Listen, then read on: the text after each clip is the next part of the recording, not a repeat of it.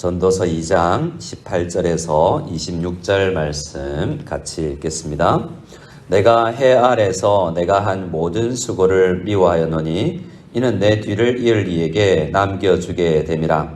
그 사람이 지혜자일지 우매자일지야 누가 알랴마는 내가 해 아래서 내 지혜를 다하여 수고한 모든 결과를 그가 다 관리하리니 이것도 헛되도다.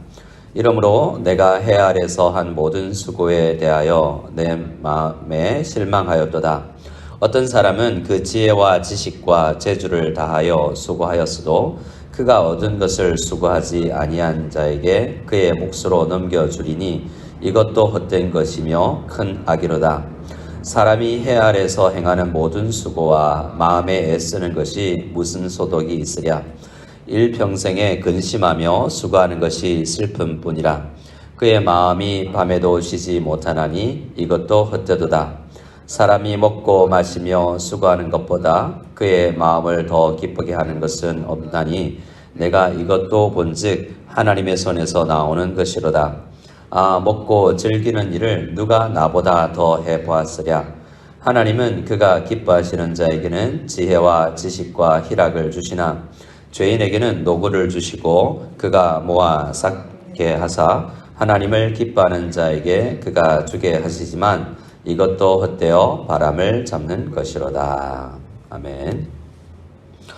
전도서를 계속 묵상해 보면 자칫 잘못하면 정말 허무주의에 빠질 수도 있겠죠. 그래서 유대인들에게 읽지 못하는 금서로 때로는 지정됐던 적이 있습니다. 어린아이들에게는 아가서를 읽지 못하게 하고 청소년들에게는 전도서를 읽히지 마라.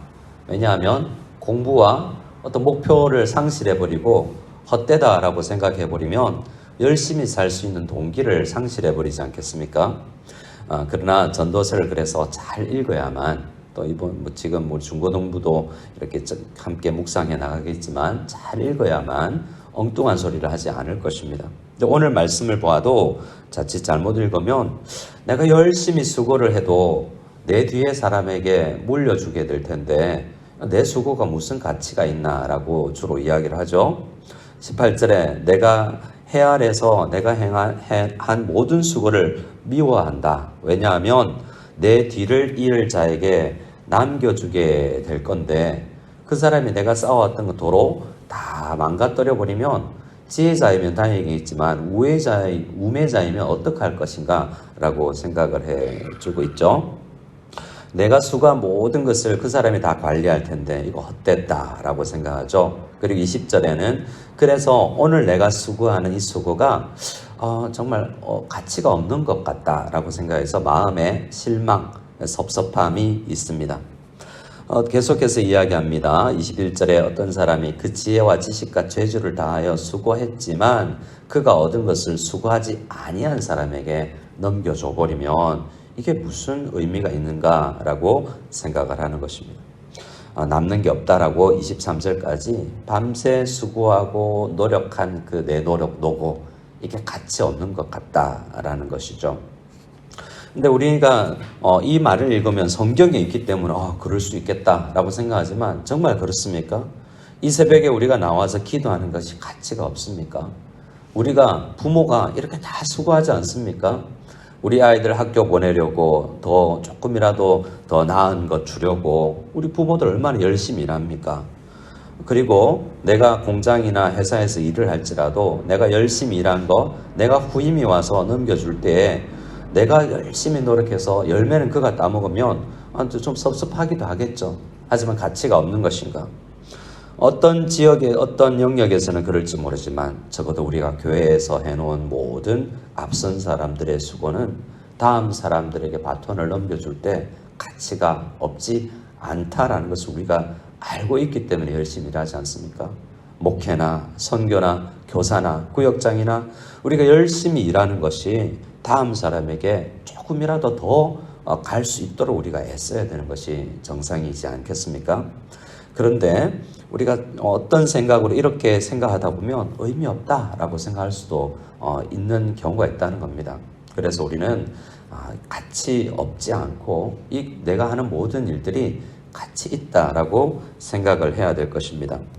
성경을 보면 이사야 61장을 보면 특별히 이러한 가치를 못 느끼고 좀 슬퍼하고 낭망하고 힘들어하는 사람들에게 주님께서 약속을 해주신 것이 있지 않습니까?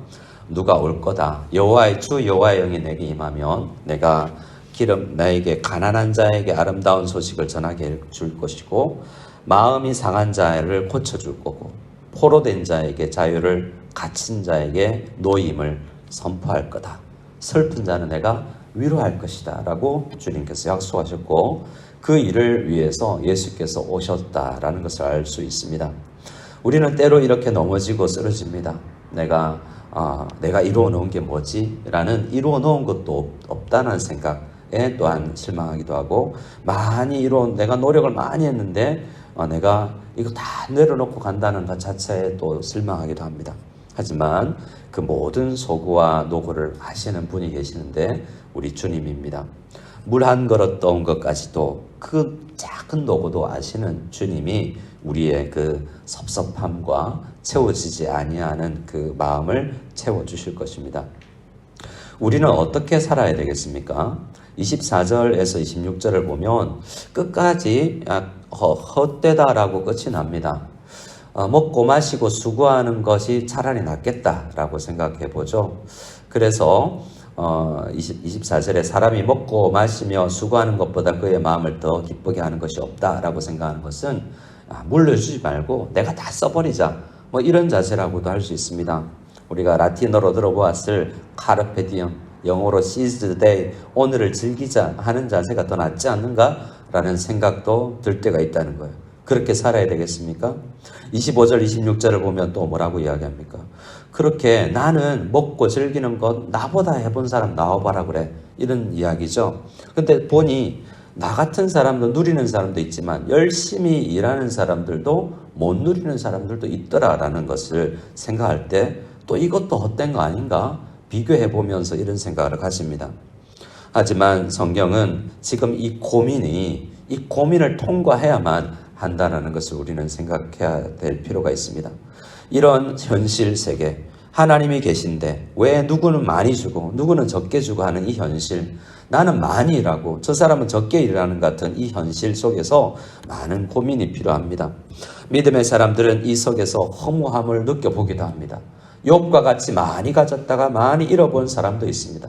욥기는 우리는 1, 2장만 읽고 마지막 장만 읽어서 정말 하나님께 그 복되다 그냥 이렇게 단순하게 이야기하지만 그 중간을 차지하는 욥의 이야기는 얼마나 허무하고 이렇게 살 필요가 있냐라는 그러한 욥의 많은 허무한 마음이 들어 있습니까?